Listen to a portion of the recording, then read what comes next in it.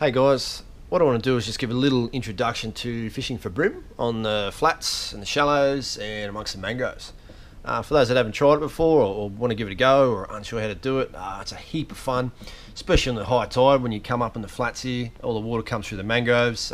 Basically what happens is all the bream will come up on the flats as well. They'll get into the mangroves there, they'll be looking for a feed. It's a perfect opportunity to get in there on some surface lures or some shallow divers and clean up on the little bream. So looking around, what I've done is I've positioned myself on the high tide, the nice little cove here in the mangroves. Where I'm sitting is, I don't know if you can see the sounder, I'm sitting in about 400 to 500 mil of water, so about half a metre. You can go even shallower than that, which is ideal. For the lure, what I'm using is a little Eco Gear Crank CX407, one of my favourite little lures for the shallows, and just 4 pound leader, so keeping it nice and light. With your light gear here, you want to back your drag off a bit, so that if you do get a solid bream, they don't run you into the mangroves or snap you off on the light gear.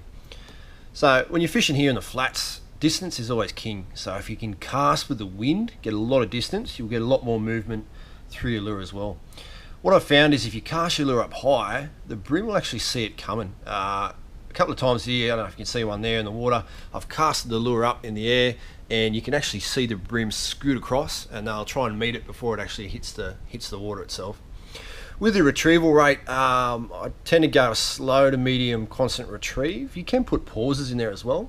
Quite often the bream will hit the lure on the pauses too. When you're casting, you want to cast it as close as you can to those mangroves. They'll be sitting in there looking for a feed. If you can get the lure right up against those mangroves, it's a really good position to be. So chuck it in, let it settle. Again, try and cast with the wind, and just my favourite is a slow to medium sort of constant retrieve. Really try and get that vibration and feel the action through your crank. So as you're winding it in, like I said, sometimes give it a little pause, and you'll find from there, whack, the bream will come up and hit it, and they're awesome fun, especially on light gear. Like I said, back your drag off a bit so it's not going to run you to the groves or snap you off. They're pretty small in the shallows here, like they're not decent sized bream, but every now and then you'll get a monster come through and clean up. So yeah, get him in, nice little bugger, but they're a heap of fun. I mean, you can sit here all day and just spin the flats and the mangroves and the shallows, and you'll just clean up bream all day. So heaps of fun. There he is, a little bugger. He's snapped down that Eco Gear, loves it. So those cranks, little shallow bib cranks, just little shallow divers, are real good on these flats here. Really good stuff. You can use grubs as well, little soft plastics, anything that sort of just sits under the surface. So we'll let this little bugger go. But yeah, like I said, you can sit here all day. You can just keep spinning and pulling bream out of the groves. They're a heap of fun.